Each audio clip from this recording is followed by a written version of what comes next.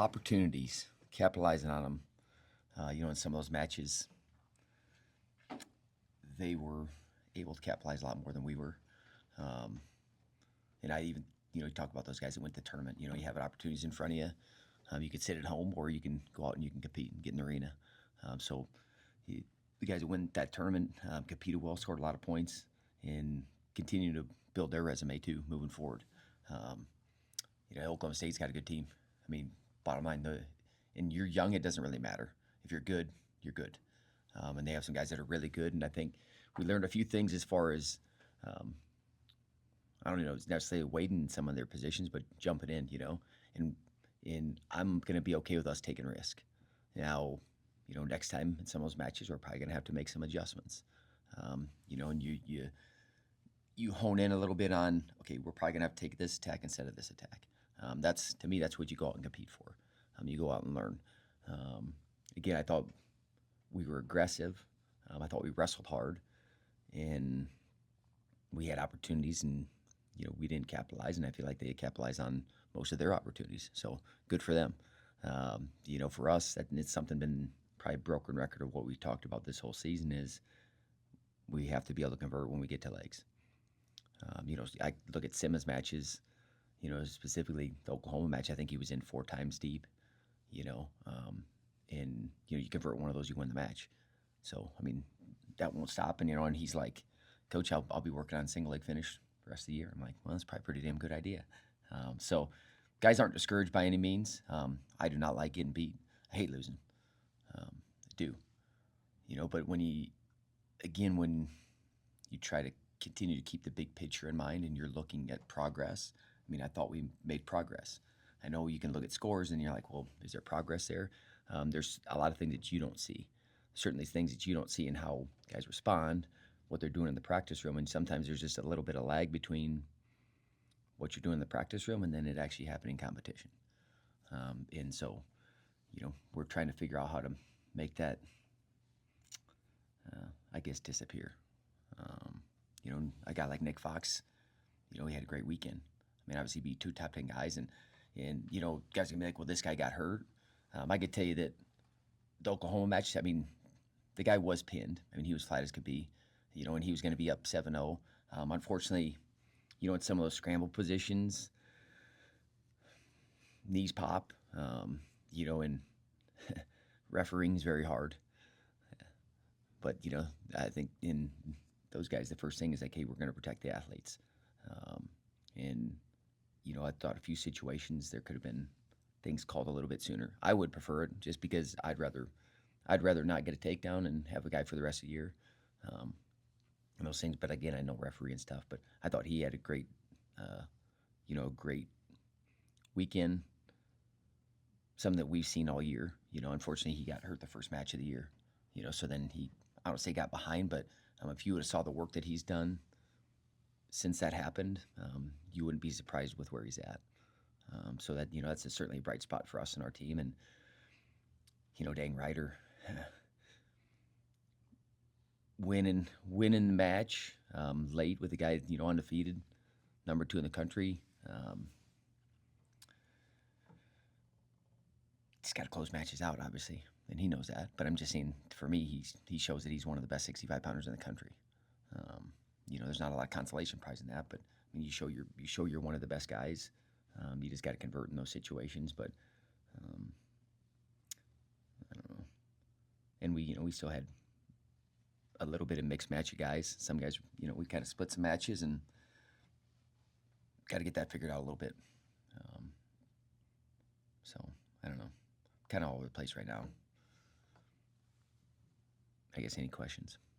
With Fox, he's up to 8 matches now. How many more does he have to wrestle to qualify a weight class for you? I think he's up to 9, right? He's 7-2. Well, win percentage numbers are different than the RPI. So, it's something too that you monitor as a coach. His qualifying a spot obviously matters. He keeps winning every match, then he'll have his win percentage. But there's 3 prongs to it. So if you get in coach's rank, which if he doesn't get in the coach's rank now, then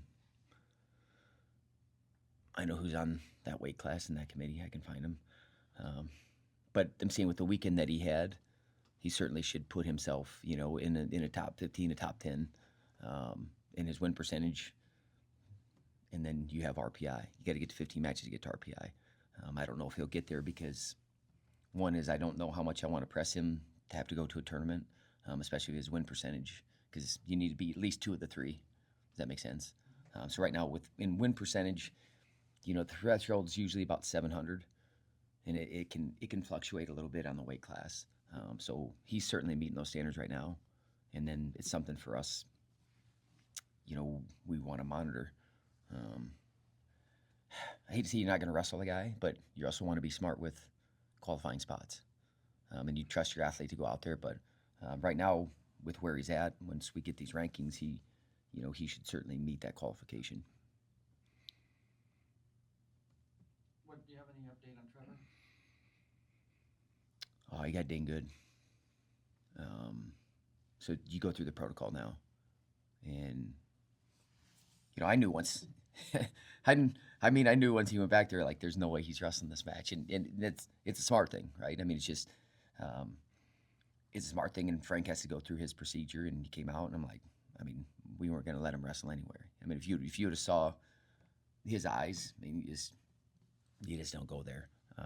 I know he feels better today, but he's got a test, so they do a baseline test, and once they pass the baseline test, then they can do something small, and you start to see, okay, do you have a headache? And really, everything's just about their symptoms and how they feel. And for me, it's like, you have to be honest with us, because I can't see if you have a headache or not. So it's being honest with us, like, because I don't want that to snowball into something else, right? Because sometimes those get a little bit easier.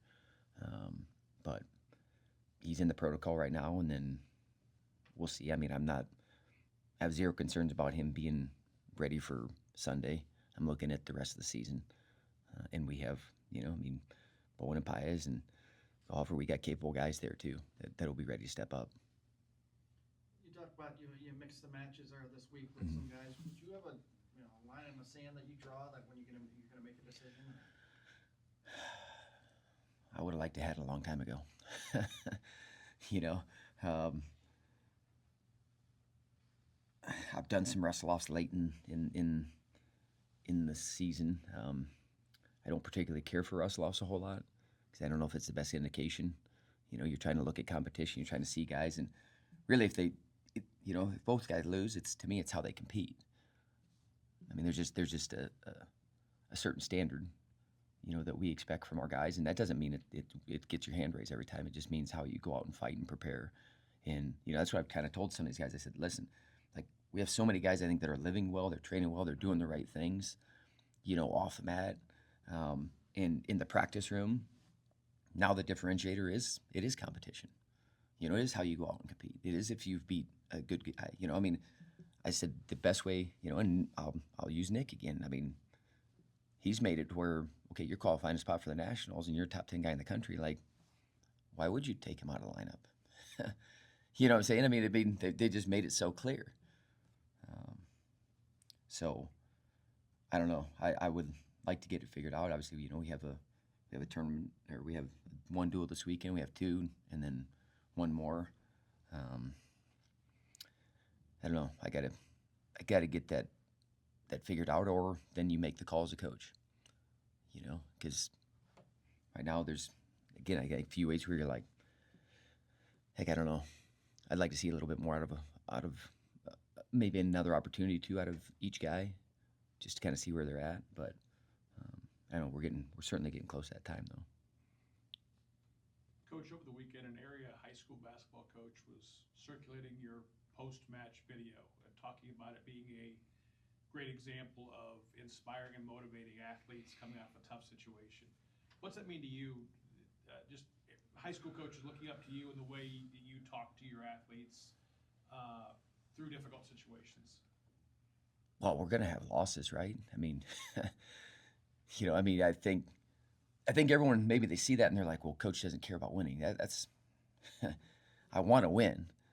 Don't get me wrong. That's why we do all these things. But I also, again, see the big picture, and I'm trying to make sure that their worth isn't based wholly on a win or a loss. Like, it's based on so much more.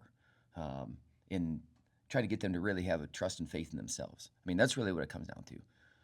When they leave here and we've been with them 5 years, or some of these guys now, they're 6, 7, 8 years. They truly believe in themselves and their potential, and they know that there's more there. And to me, that's what I'm trying to help get out of them. And they're going to have someone that believes in them. Bottom line, like, yeah, I mean, I'm also going to tell them if I don't think it's up to standard, when they need that too. And I think when, everyone's like, oh, kids can't take feedback, they can't get credit. Yeah, they can, especially when they know that you care about them and you're seeing, you see something obviously that they don't. I don't know. I guess I'm glad that people, I guess, are using it. And, to me, I think if it can be a positive example, or, I mean, hey, this is a better way to maybe talk to your athletes, or this is something that maybe inspires others, then I guess, great, they use it. And I think that's part of why we show some of those things, because a lot of times I don't think you see the side, and this is where my wife comes in, and she's like, you know what? No one ever really sees the side when a team loses, right? They almost never do, right? It's always when they win, and it's the celebration, and they're pouring champagne on each other and all that stuff. They don't see the loss a whole lot. And I'm trying to be incredibly steady and be who I am and be what we stand for, win or loss. It's not contingent upon that. Like, if we win, great. We go back to work, do the same thing. We lose, great. We got more information. We go back to work and try to treat the guys the same. And hopefully that shines through, right? Sometimes I cringe a little bit because I'm like, I don't know. Because sometimes you want to keep some things to yourself, if that makes sense.